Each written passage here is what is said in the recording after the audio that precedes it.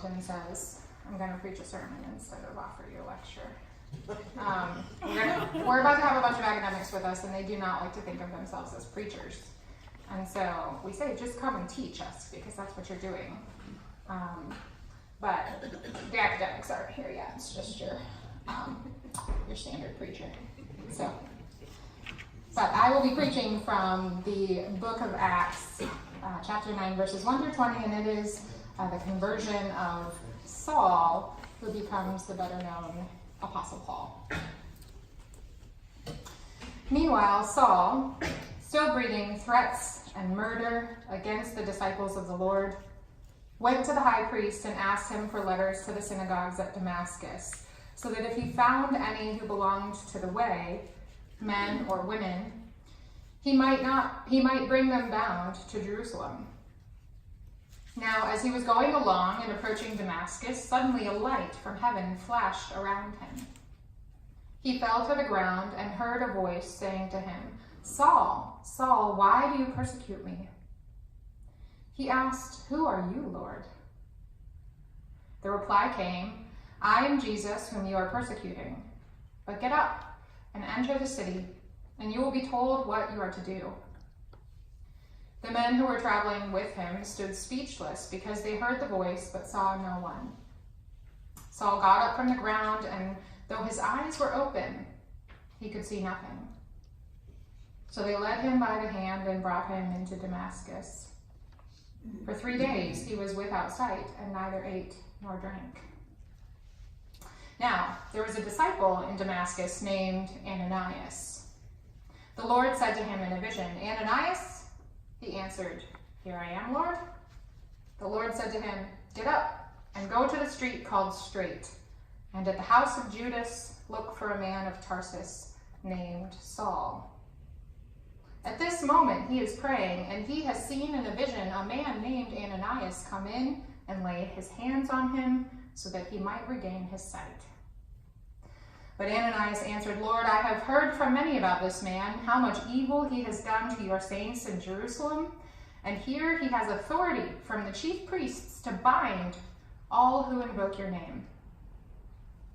But the Lord said to him, "Go, for he is an instrument whom I have chosen to bring my name before Gentiles and kings and before the people of Israel. I myself will show him how much he must suffer for the sake of my name." So Ananias went and entered the house. He laid his hands on Saul, and he said, Brother Saul, the Lord Jesus, who appeared to you on your way here, has sent me, so that you may regain your sight and be filled with the Holy Spirit." And immediately something like scales fell from his eyes, and his sight was restored. And then he got up and was baptized, and after taking some food, he regained his strength. God's wisdom for God's people. Thanks be to God.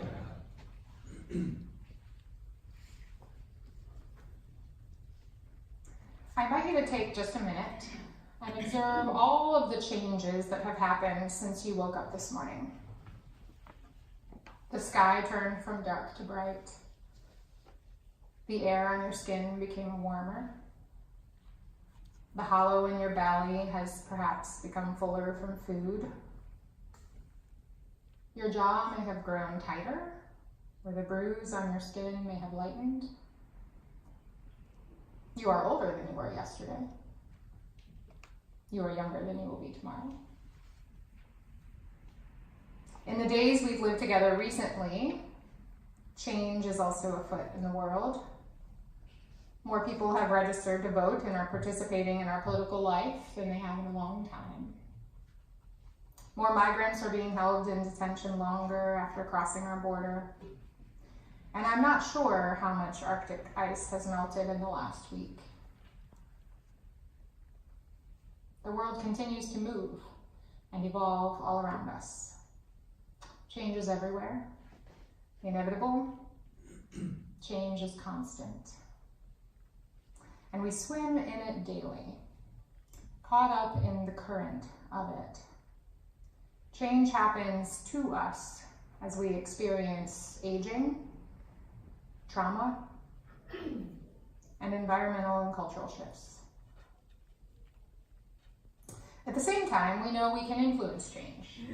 We challenge ourselves to evolve, and we expect others to change, even if we don't expect ourselves to.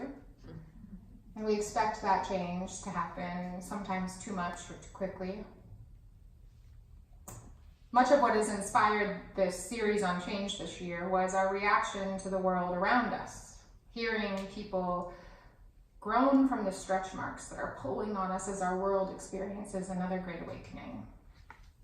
We are moving and shifting so fast with technology and culture and climate that people are just trying to hold their ground long enough on the whirling merry-go-round that they can hold their sight line long enough that it's just clear, long enough to catch a glimpse of what's happening. And yet, as I begin to reflect on my words for today, I realize how much of our preoccupation with change takes place at the individual and interpersonal levels. We may acknowledge that change at the environmental level, but day to day, we're focused on changing our household, our income, our families, our friendships, and even our bodies. And we firmly believe that we can control and manage that change with enough discipline and willpower, probably because it feels like it's the only part we can control. How our bodies change, how our families change, how our work changes. The reality is there is personal and systemic change happening all at the same time, flowing together and influencing each other. And I think, my friends, that the beauty of change, my examination of this season and this theme, is to rest right in the middle of that paradox. To live in the tension between the fact that change happens to us, in our environment all around us, and we can influence change. And so the question I pose to you this season is, how can you both release yourself into the current that is carrying you, and also recognize that you can steer the ship in the water? This morning we read the conversion story of the Apostle Paul, which is a likely story for a sermon on change, although I assure you that this will not end in an altar call. Hopefully you know me well enough by now. Saul is living in a time where there's change afoot. The Jesus movement is underway, and the disciples have been carrying on with the topsy-turvy work of preaching the gospel and challenging the status quo around them.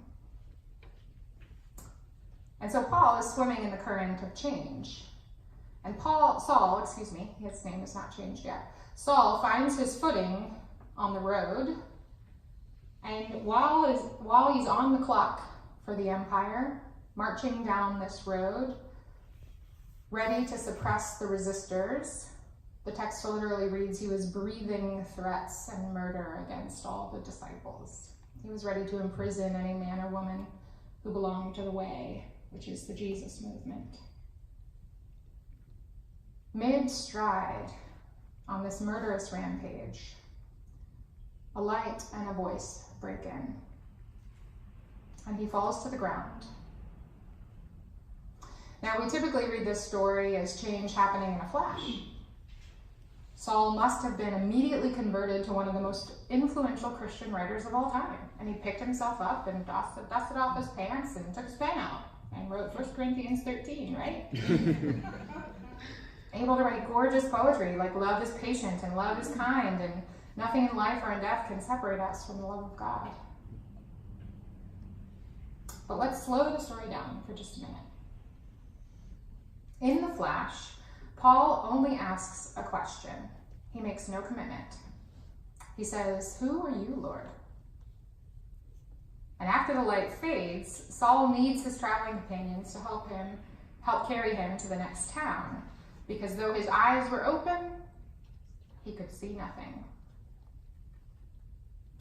Saul enters a time of wilderness, a period of fasting, blindness, and finally, an encounter with Ananias, a disciple of the way, one who was the target of his hatred, becomes the one who helps him to see.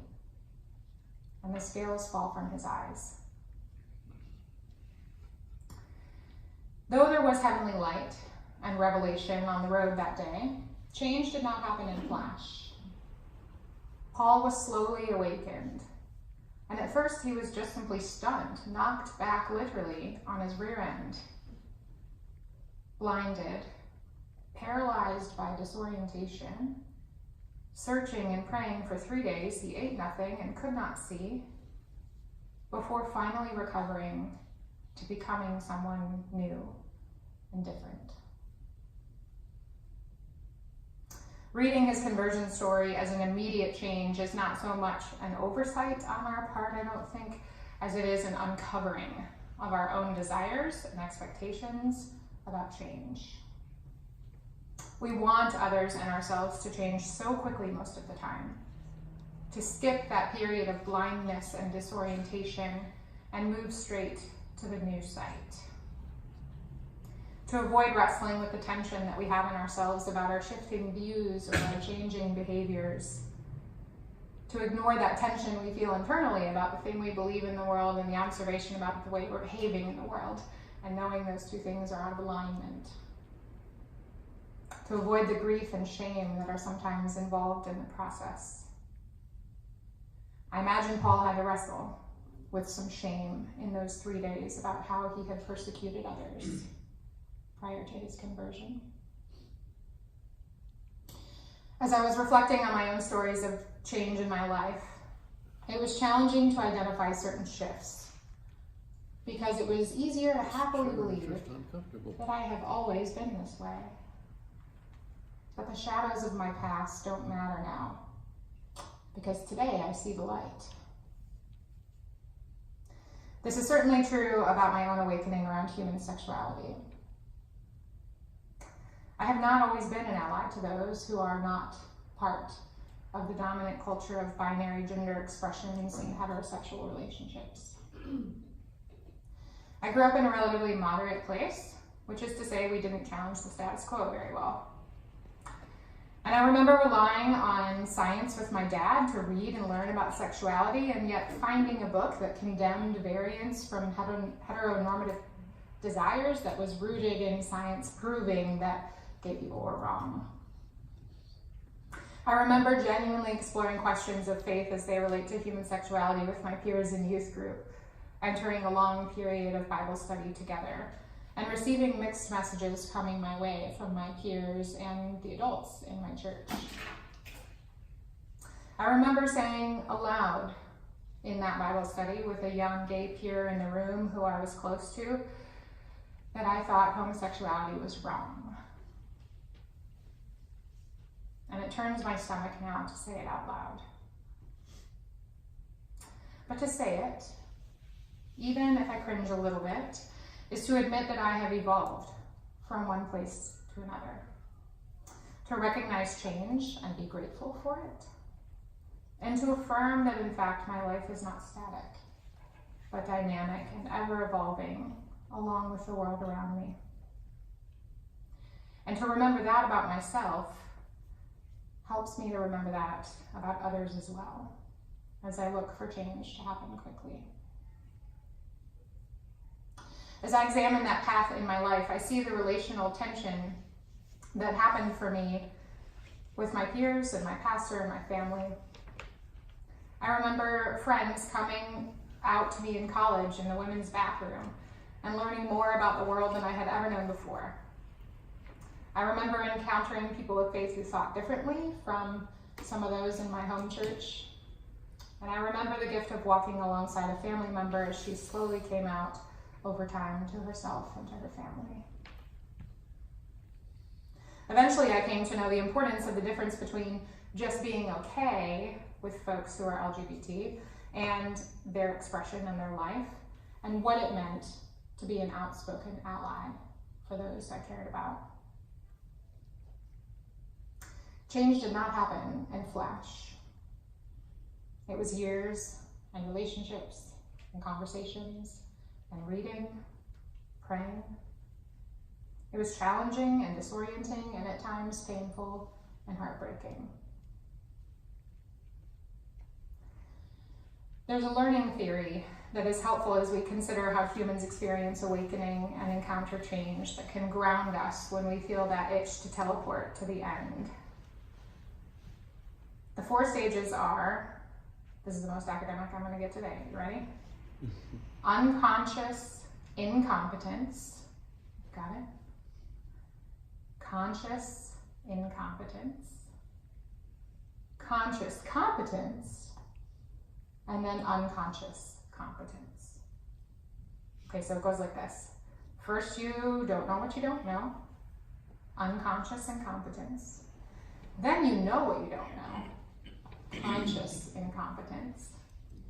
Then you work on purpose to know it and practice it. Conscious competence. Before eventually you do it without thinking. Unconscious competence. Most of the time we want to get to the do it without thinking stage rather quickly. To think we've been woke, that we've had these ideas, these behaviors, this goodness all our life. Instead, change requires practice, discipline, and conscious effort. And these are matters of the spirit and practices of the heart. And yet, see, already I feel myself drifting back into that micro-examination of change and getting preoccupied with how you or I change and how we might get other people to change in this world, forgetting that we swim in that current. And so there's an important distinction I think we must make here, and Jim has already said it out loud. He didn't know, but he did. Making change is actually not about control. In fact, as change makers, we get frustrated when we can't move people at our whim or master a new thing right away.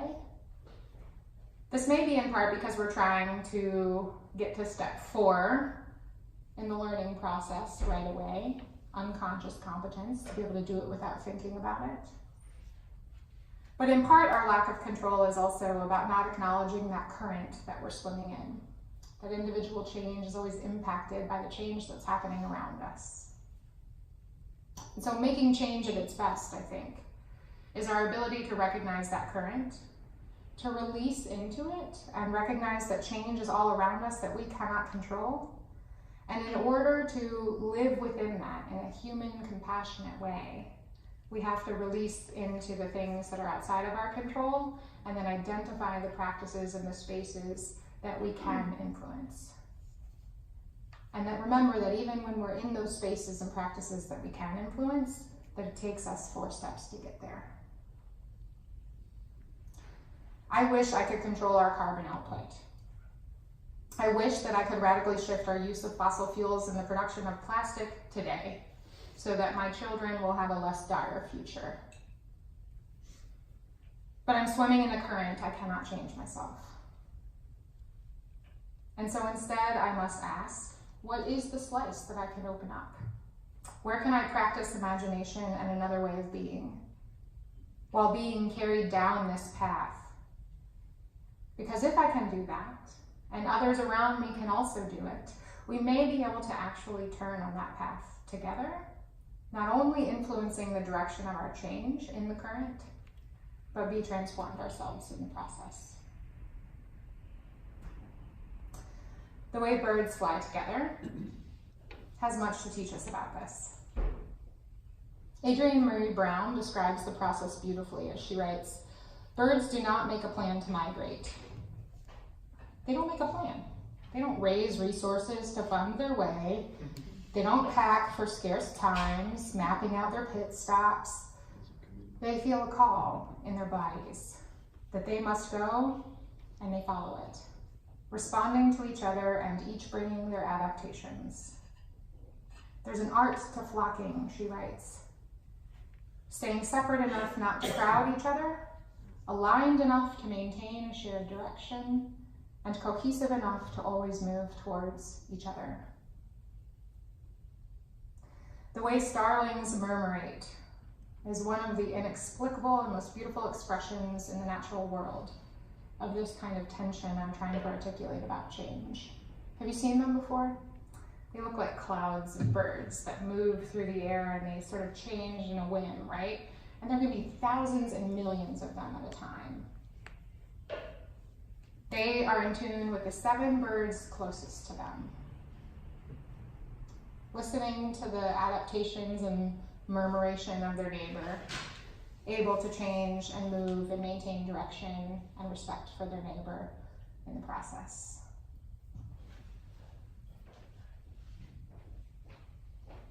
This season, we will hear from psychologists, a linguist, a mathematician, hold your breath, and a historian about how change shows up in their work and in our lives. And in all of that examination, I invite you to observe the currents that are drawing you downstream and to consider the spaces and practices that you might be a part of to influence and change and be a part of our collective adaptation. Amen.